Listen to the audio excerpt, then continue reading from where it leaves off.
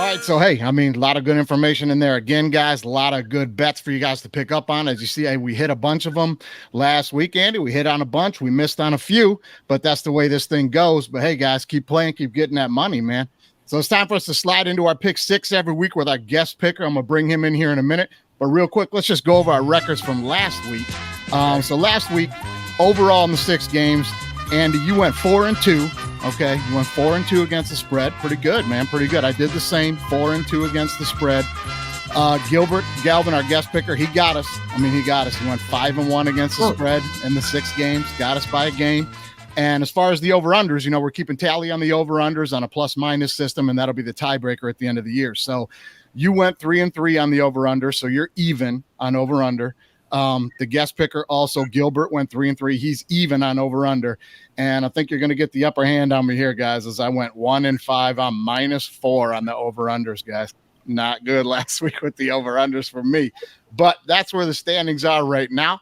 We got some great games on the docket. Andy, let's bring in Dunbar here. Let me bring him in, and let's see what he's got to say. Check this out. Here we go, our guest.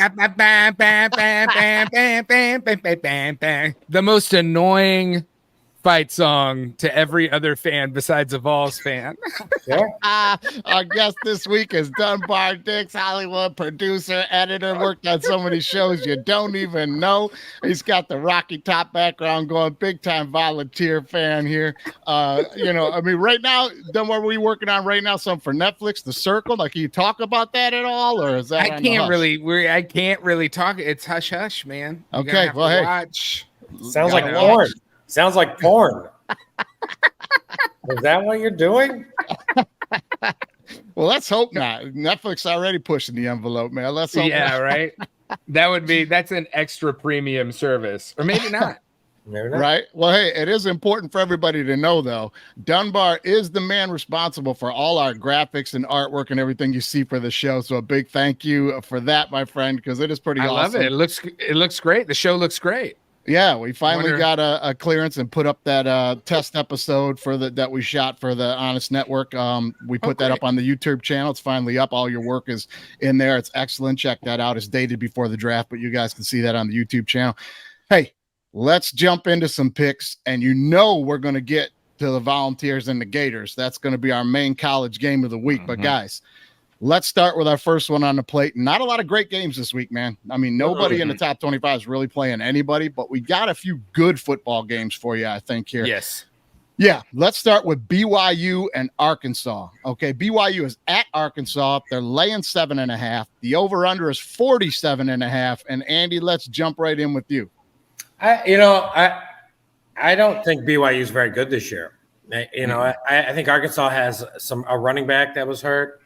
I'm not even sure they played last week. I think the Arkansas has a bunch of running backs. I think, my instinct says to take the under because there's going to be a lot of running and stuff, but something tells me Arkansas is going to put up points. I think Arkansas has got a better quarterback. So I'm going to take the favorite. I'm going to take Arkansas at 7.5, which I rarely do. You do. And I will take the over. All right. Okay. Hey, Dunbar, what do you think on this one, buddy? I agree with Andy. I don't know how you can go, especially with BYU, how you can go against a SEC team at home. You know what I mean? Especially when you got like a team like Arkansas, you have a senior at quarterback. He's experienced. He knows what he's going to be doing. KJ Jefferson, and he's last game he threw for 382 yards and 5 touchdowns. It's like, so I would say that Arkansas is going to take that game, beat the spread, and I would take the over. Yeah, we're going to land on the over there. You think there'll be some points, huh? I think there are going to be a lot of points. BYU has an offense. They're not, but blowing out Purdue, is that who they beat? Well, they didn't blow them out. That's where I'll jump in right there. I'll tell you that the first week, BYU beat Sam Houston. They didn't, so they beat up Sam Houston pretty bad, who's a really bad football team, guys. Bad, probably the one of the worst teams in their conference. Southern Utah, and then they beat up Southern Utah pretty bad. And we're going to circle back on Southern Utah in a minute because they took Arizona State to the wire. So that's a team that's kind of hit or miss, but bad against BYU. BYU blew them out. But guys, BYU's got a quarterback I know you're familiar with. Keaton Slovis is the quarterback at BYU, and it looked like in week 2 against Southern Utah, he got rolling. You remember him, came in for USC, played amazing, but then the change of regime, they wanted to bring in their own guys, and he bounced and transferred. He's a kid that was coached all through high school by Kurt Warner. I mean, this kid's a good quarterback.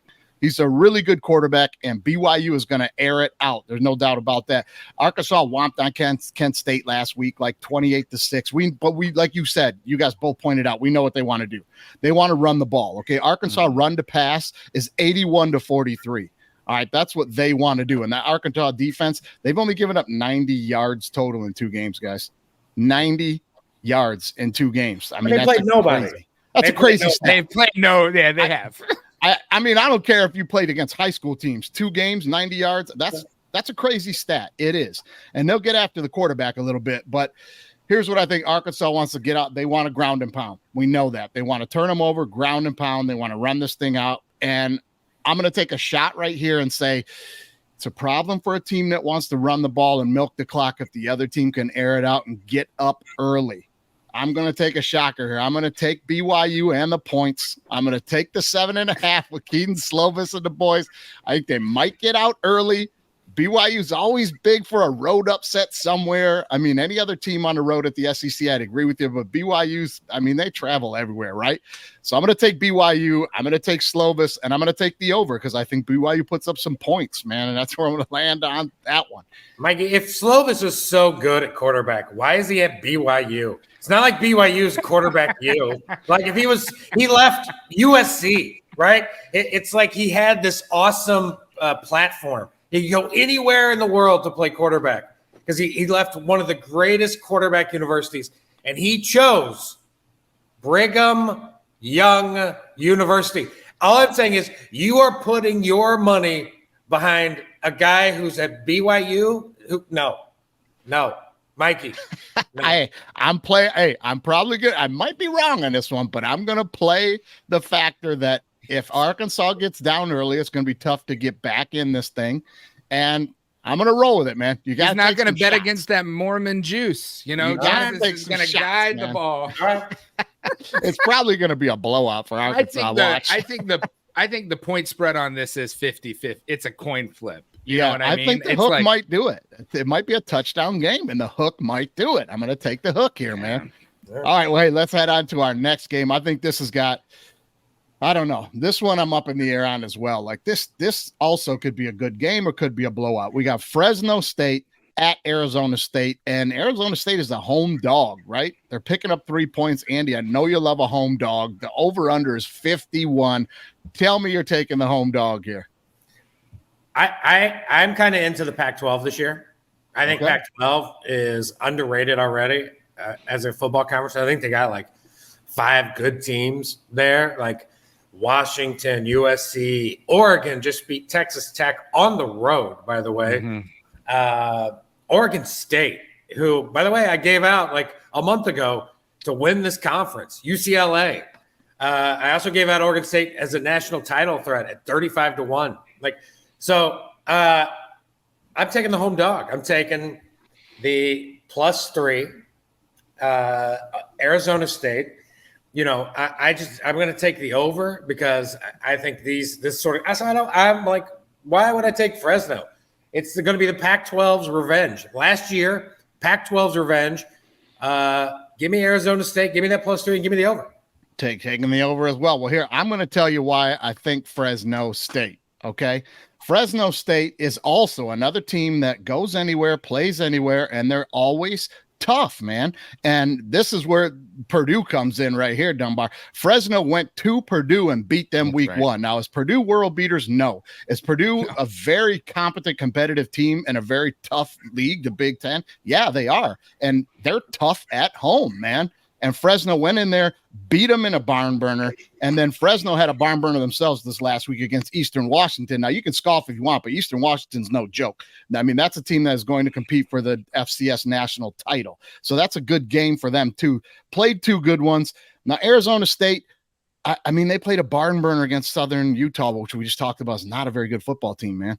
Not a good for. They played a barn burner against them, and they were tough last week against Oklahoma State, but they end up losing by double digits, right? I mean, so I know they're the home dog here, but let me give you something here now, okay? Southern Utah used 2 different quarterbacks against Arizona State, okay? And Oklahoma State used 3 different quarterbacks against Arizona State. Now, stay with me now. I'm going to say they haven't played a team with any kind of continuity at the quarterback position, and Fresno State has all of that. They got a guy goes by the name of Mikey. That's all you need to know. Mikey Keene has got like 600 yards and 6 touchdowns against 2 good football teams, man. So I'm going to tell you, give me the dogs, because as they say up in the valley, man, Saturday is for the dogs. Give me Fresno State, laying the 3, and give me the over 51. I think they put up points. Dunbar, what do you think? I mean, I'm down on this game in general. I don't think we're going to meet the points, and I'm going to go with the home team again with Arizona State. I just don't think these teams come back down to earth. I don't think that we're going to see, a whole lot of scoring in this game. And I would go with a Pac-12 team right now, and I agree with Andy. I just think Arizona State is going to win this game and beat the spread, but I don't think they're going to make the points. I take the under on 51 points. You're going to take the under, and you're going to roll with the Sun Devils. Sun Devils are tough at home, man. It's a good take. I mean, Sun Devils they're usually pretty tough at home, man.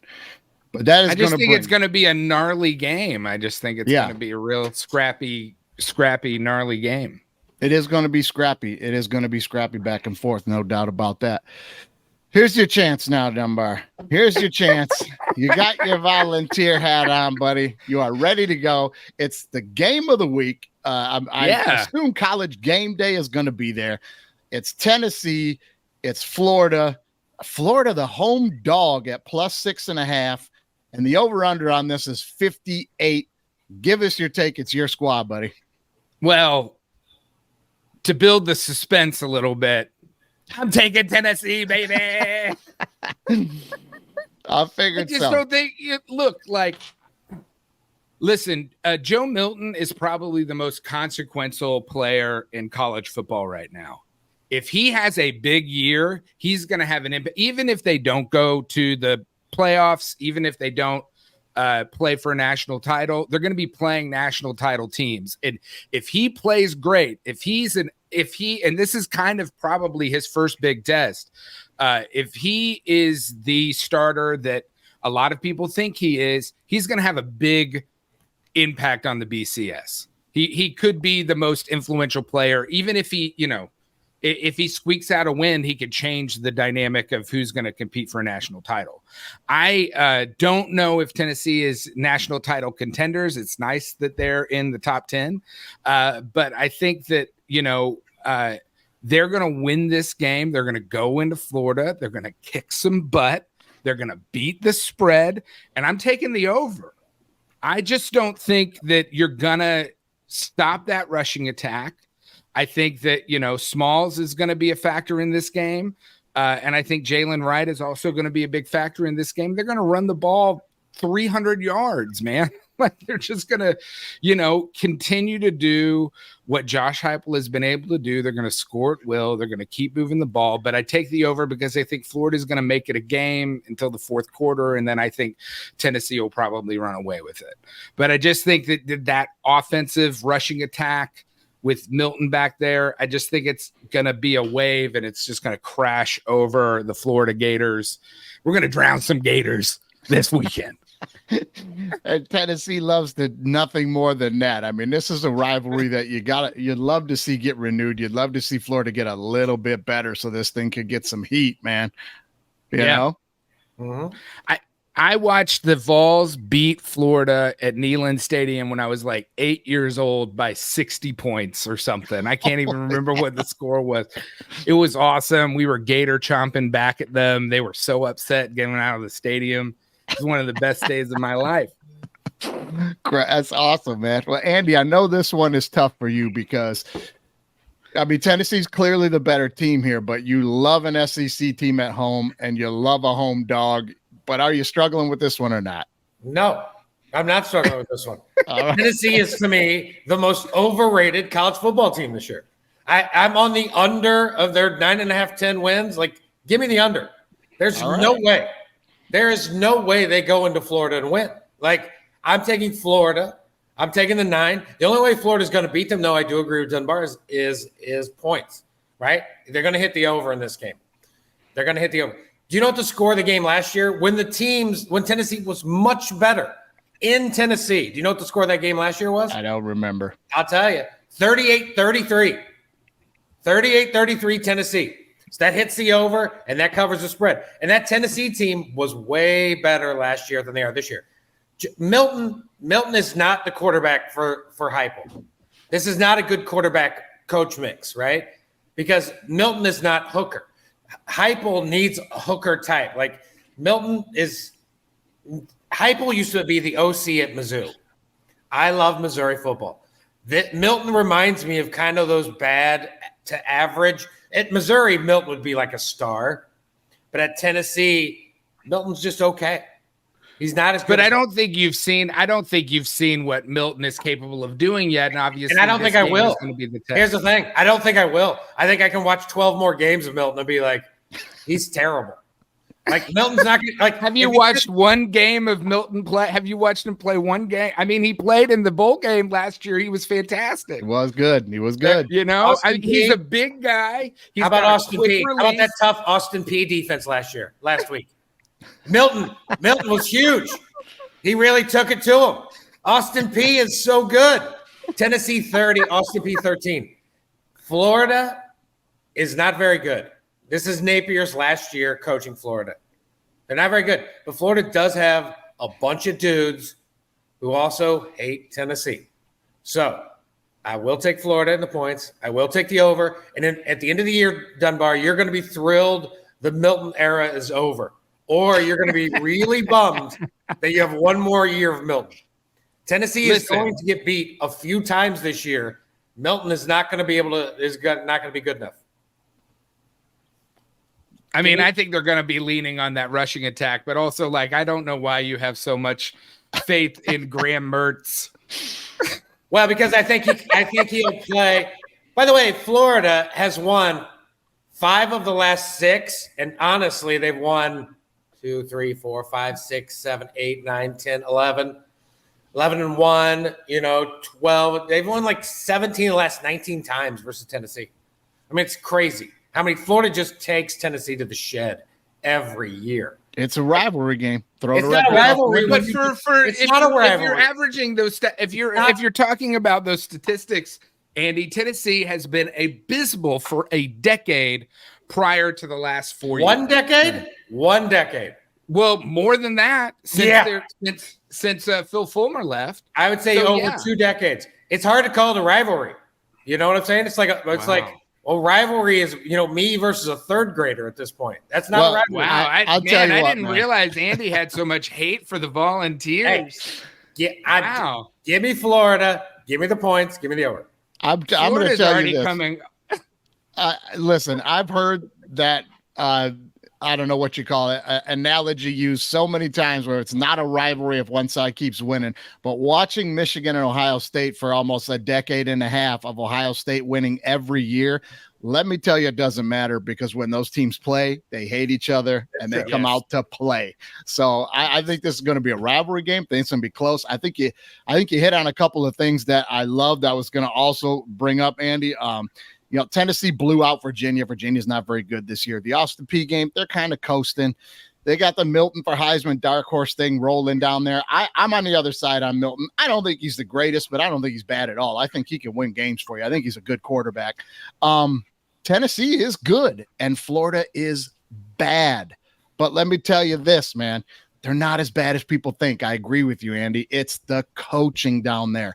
They've got some dudes, and they've got a quarterback. Mertz is not the problem. I mean, they lose to number 12 Utah, and they're in that game the whole way, and they're playing their worst football. And I think the stat line for Mertz was 31 of 44, 333 and a touchdown. He's not the problem. He's not the problem. They get in the red zone. They got 3 penalties because they can't get plays in when they get down there. They took a penalty for having 2 guys with the same number on the field at the same time. I mean, like, this is coaching. The coaching is terrible down there, but they do have some dudes. I will tell you that. But there's bad blood in the swamp. There's bad blood in the swamp, and this is going to be a game that I believe is going to be back and forth. I think it'll be a touchdown game. Which 6.5 will not cover.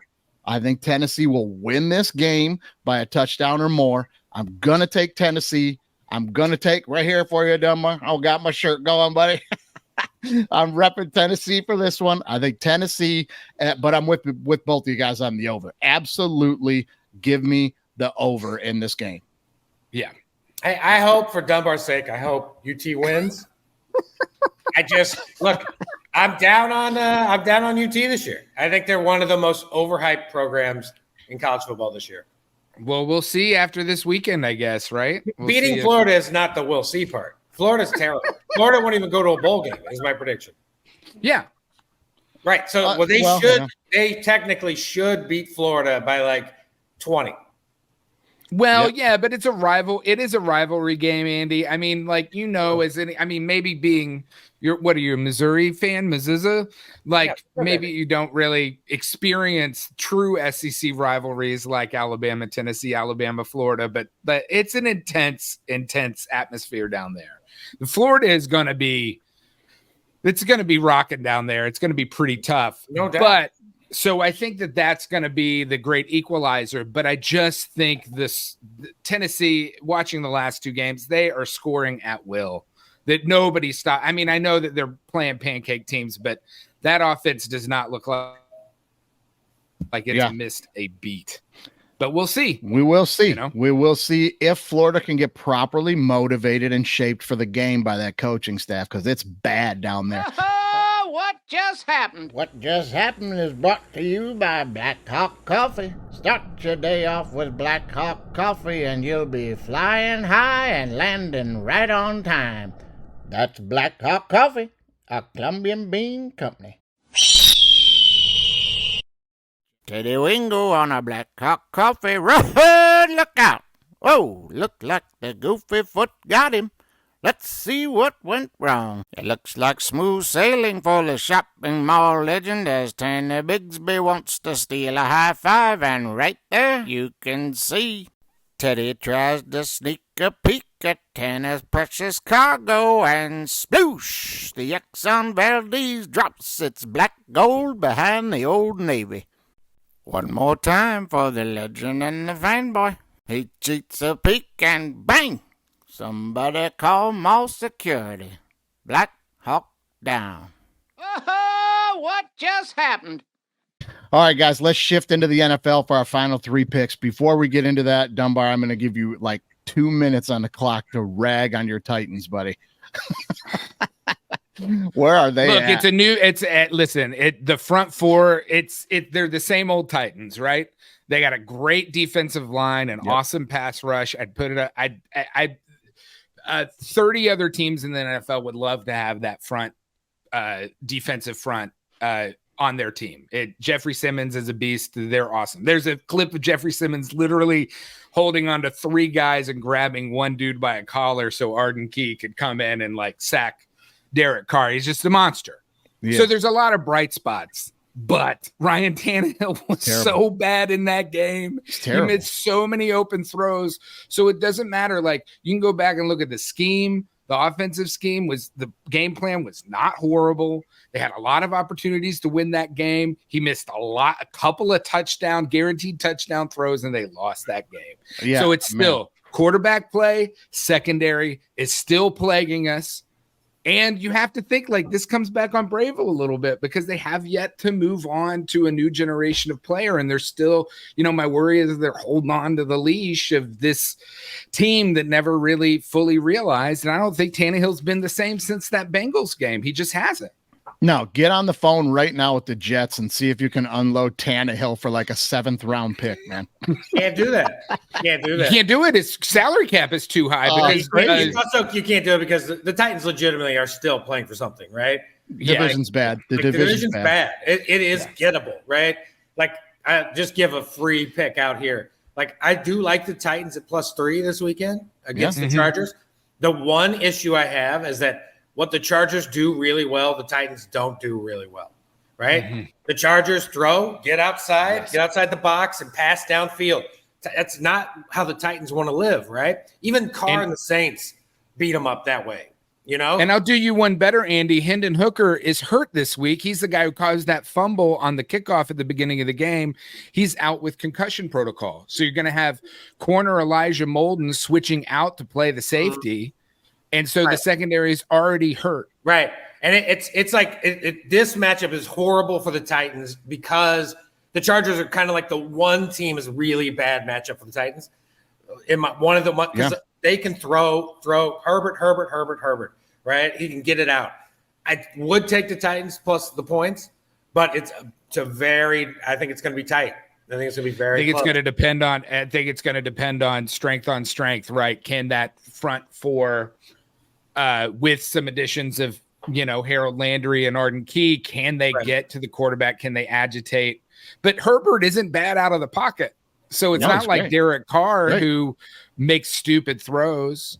The Titans just got to score. The Titans. The good thing about the Chargers is their defense just got roasted last weekend. Very good to it. So Titans, if they can get into like 24 to 27 points, I think they can win. They can win like 27-24. Yep. But if this thing gets into the high scoring, like 30s, it's over.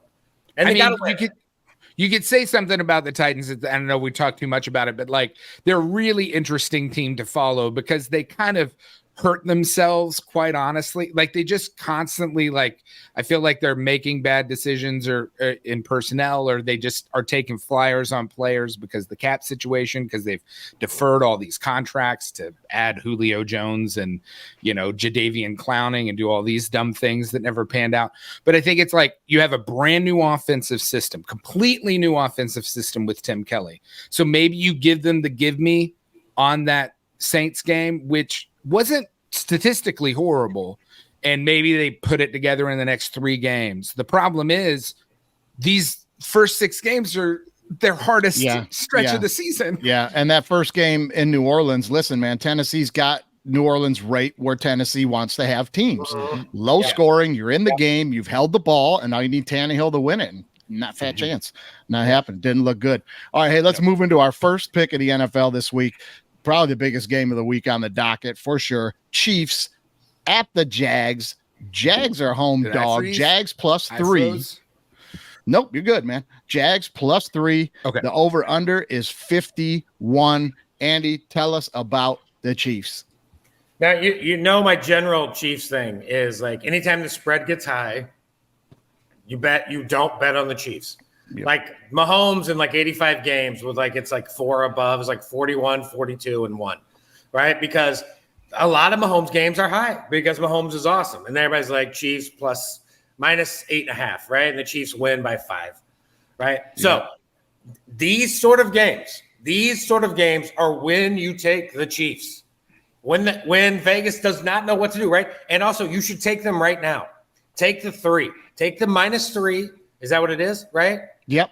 Take it right now. Because once he's a go, I promise you, this is an absolute guarantee. That spread's going up. It's going to go to 4. It's going to go to 4.5. Right? So you need to, if you want to take the Chiefs, and by the way, you should at -3.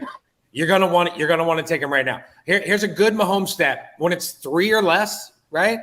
Mahomes against the spread is 19-6-1. You bet on Mahomes now at -3 or lower. Mm-hmm. Look, they're gonna have Chris Jones is coming. Chris is coming. I believe Kelsey's gonna play. I think Jacksonville's going to score points. I don't think it's going to be. I'm taking the over in this game. It's going to be something like 38-35. It's going to be in that area.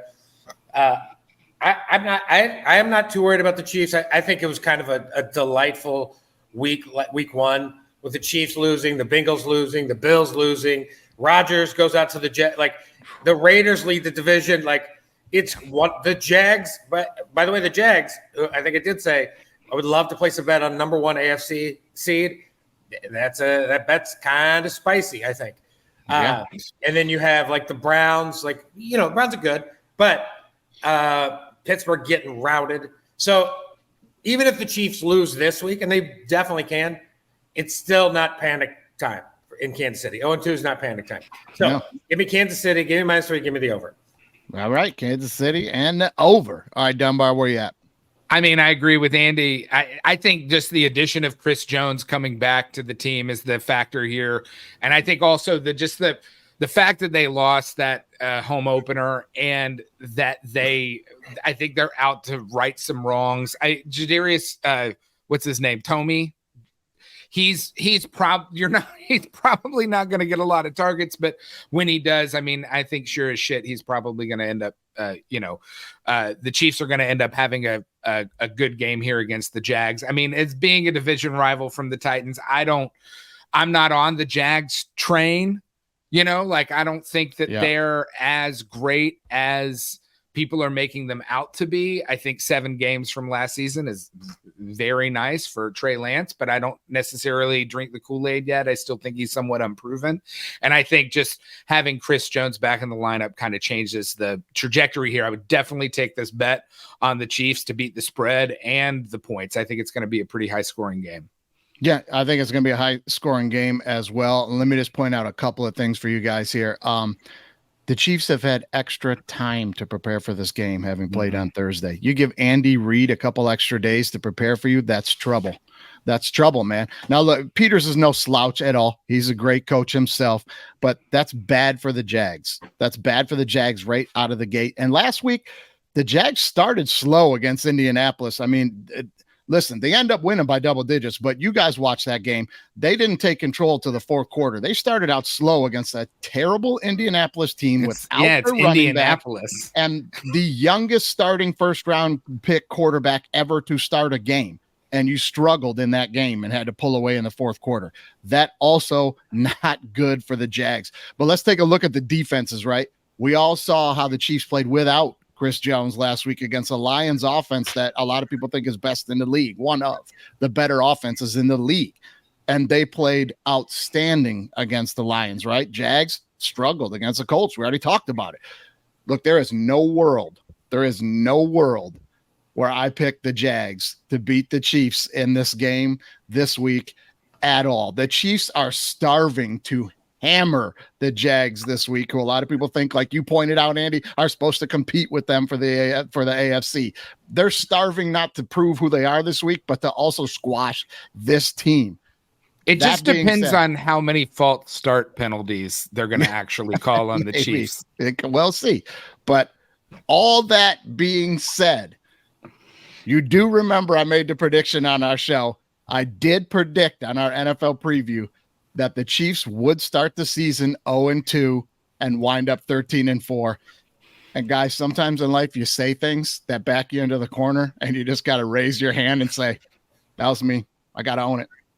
I got to take the Jags. I got to take the 3 points, but I'm absolutely going with the over in this game. No doubt about it. It's going to be 1 million points scored. That's how it's going to go. A good sign, though, is the Chiefs did this last year, too. Game 2, they're on the road. Won the Super Bowl last year, by the way, as you all remember. We do. In Indianapolis, a bad Colts team. And the Chiefs looked horrible, lost, right? So it wouldn't be that shocking. I just think it's too low, personally. Yeah, it's going to be Chiefs all the way, but hey, I got to stand my ground on that one. All right, let's move on to the next game that I'm really intrigued by. I think it's going to be one of the best games of the weekend, maybe fun to watch. Green Bay at Atlanta.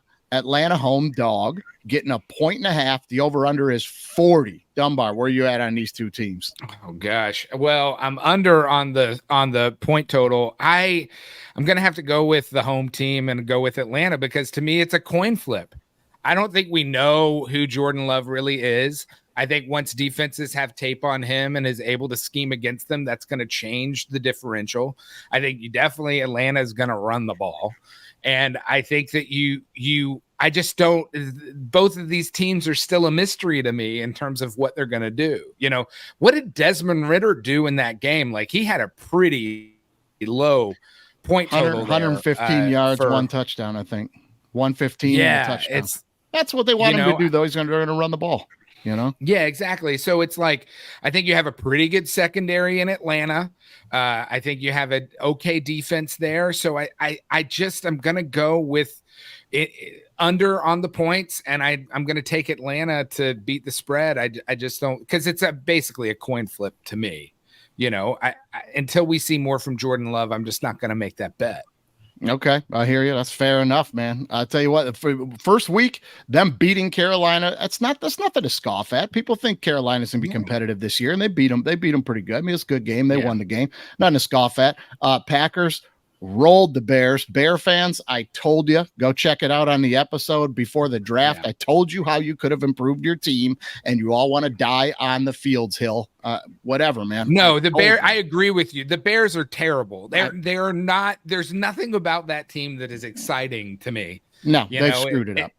Yeah. They've screwed it up from the beginning, man. But the Packers, Andy and I are on the same page with the Packers. We both think they're really good this year. And last week showed it. Their defense showed out. They're going to run the football. Jordan Love goes for 300 and a couple of touchdowns. And finally, for the first time in a bunch of years, there is some love at the quarterback position in Green Bay. The fans are into it. I think Green Bay is ready to rock. Gimme Green Bay. Gimme laying the points. And I'm going to tell you what, I think I'm absolutely going to take the under in this game. I just don't see either team scoring a ton of points in this one. Andy, what do you think? What is the over-under? 40. 40? 40. Tough game. I'd say the winner of this, it's hard not to say the winner of this game is probably going to make the playoffs, right? Because they're going to be 2-0. So odds are, especially if it's Atlanta, because their division is not great, right? The division's not great. So, it's 2-0 is a great way, great way to make the playoffs. So I guess I would lean I'm going back and forth in this game. I think Vegas is telling you they think Green Bay's better because Atlanta is not a 3-point favorite, right? Home field does matter, like home field points. So Vegas is giving you the hint that they believe Green Bay is better than Atlanta. Yeah. I like Atlanta. They can run, but I do not like Ridder. Right? He's Milton-esque.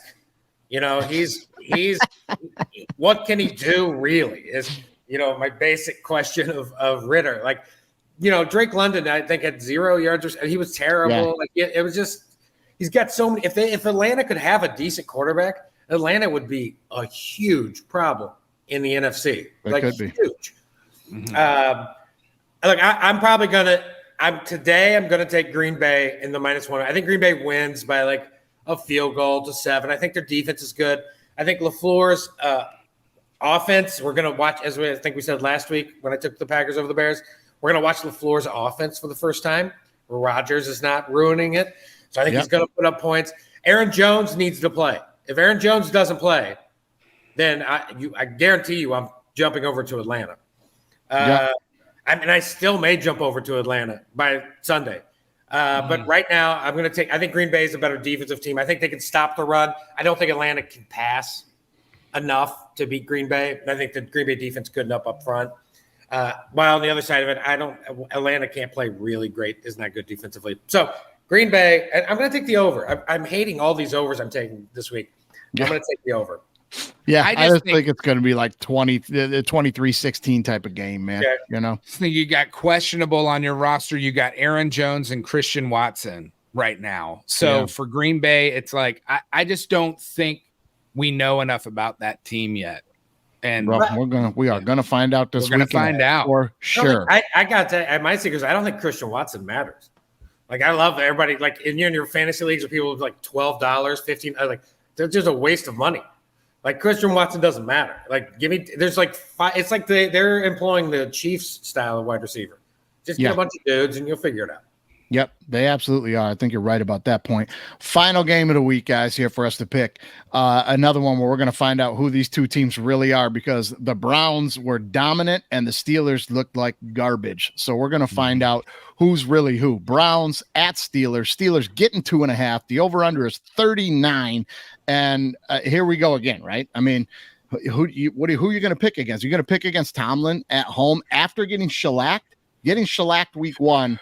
Tomlin at home, you're probably not going to pick against that. But the Browns looked like they were the real deal in week 1. I mean, earlier, like we said on the show before, Andy, I thought it's going to take them a year to get going. I think they'll be good, but now I'm sold on them now. I watched them week 1, and that defense is every reason I'm sold on them.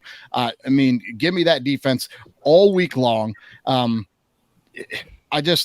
Bengals had 140 total yards. I mean, they held Burrow to 85 yards passing. The Browns also ran for 200 yards. Watson did what he's supposed to do. He threw the pick, but he also threw a touchdown. I think they're the real deal. I think Myles Garrett is the best number 1 overall pick in the last 20 years, probably. He's just dominant from top to bottom. So, hey, give me the Browns laying the 2.5 and give me the over at 39, and the Steelers are 0-2. I mean, what do you think, Andy? I think, look, the Cincinnati game, Burrow hasn't played all preseason, right? Mm-hmm. So, like, Cincinnati's going to be fine. Yeah, the Browns defense was really good for sure. Look, it looked like Pickett was hurt in like the third play. Might have had a concussion in that San Francisco game. That's something I saw. Yeah, that he didn't come out, and he was horrible, which he was that whole game. Look, you can also argue Watson had to play in the same conditions as Burrow. It wasn't like Watson was playing in sunshine, while Burrow was playing in rain, right? The teams were playing in the same. Right. I thought I would go in. I really did think I was going in and taking the Steelers. But then I don't think I am. I think I'm taking the Browns, man. I think I'm taking the Browns because I think, like, look, the Steelers are going to have no Deontay Johnson. He's going to be out. So it's going to lead to Allen Robinson, who's going to kind of get a lot of targets. So, it's great fantasy pickup if you think you need a wide receiver. Sure. But then they have like Pickens. They have then they got Najee, who's fine. I'm not a huge Najee Harris fan. I love Tomlin. I hate betting against Tomlin as a dog because, like, as a dog, Tomlin is something like 55-7. I mean, it's something crazy. Yeah. I don't know if he's going to have it this year. He's awesome as a dog. But I'm going to take the Browns, and I'm going to take the under. And the under. For sure. Yeah. I mean, you're right about Tomlin. He's one of those dudes. I wouldn't want to be in that building this week because, he's the parent that stays mad for like a whole week. Yeah. You know what I mean? He's not the parent where, like, after a day they were like, all right, hey, what did we learn here? Okay. He's not that guy, man. He's right. Also the other thing I'm taking the Browns and happening all year is because this is the year for the Browns, right? Next year, the Deshaun Watson deal kicks in and people are going to get cut, right? Yeah. So next year, the Browns are going to go back to being the Browns. And if the Browns are going to make a move, this is the year, right? Because Deshaun's deal is large. It's going to take up a lot of cap for a quarterback who's fine. Yeah, it's going to burn him. It's going to hurt him in the end. But this is the last year. They have to make the move. This is why, if you're betting the Browns, bet them this year. Yeah, and I put some money on him for the Super Bowl. Not going to lie about it. Yeah. Really? Yeah, I got Lions and Browns on a Super Bowl bet. What the heck, man? Good odds for both, man. You're just trying to set it up so the Lions win a Super Bowl in your imagination. Well, listen, if those two teams meet in the Super Bowl, nobody's set up for anything. I'll tell you, based on history. What do you think about this game, man? Browns Steelers, Dunbar. Here's the troubling thing about this game, as much as I want to go with the Cleveland Browns, is this stat line. Deshaun Watson, 16 of 29, 55% completion rating for only 154 yards, a touchdown, an interception, and 3 sacks. He was seeing ghosts back there. Like, if their defense didn't perform so well, if Burrow, who's coming off of a preseason injury, who didn't play at all in the preseason, didn't support performed so poorly, will we be still having this conversation about how good the Browns are? Because they ran for 200 yards. That's great. Nick Chubb is the real deal. Deshaun Watson ran for 45 yards, which is what you kind of bring him in there to do. But it just makes it really hard for me. The Steelers' rushing attack is terrible. Is absolutely terrible. And you thought that Jaylen Warren was going to come in.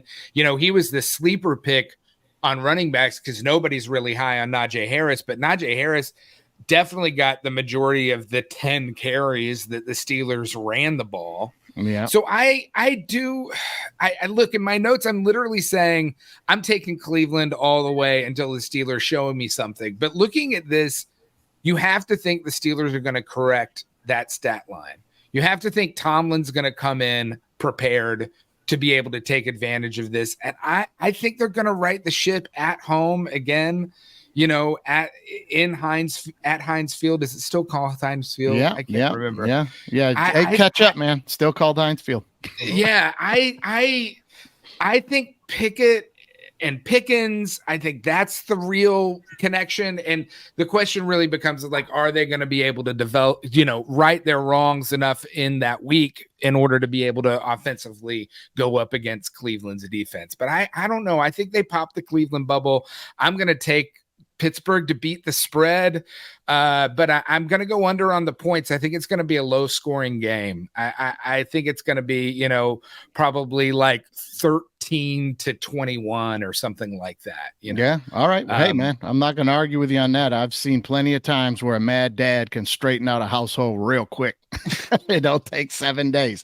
But I'll tell you what, man, that is our picks for the week. I want to thank you for jumping in and doing the show with us this week, Dunbar. Good luck to the Vols. Good luck to the Titans this weekend, my man. And good luck with what you got going on secretive on the works front. Over hey, there, listen, check out The Circle on Netflix when it comes out. I have no idea. All right.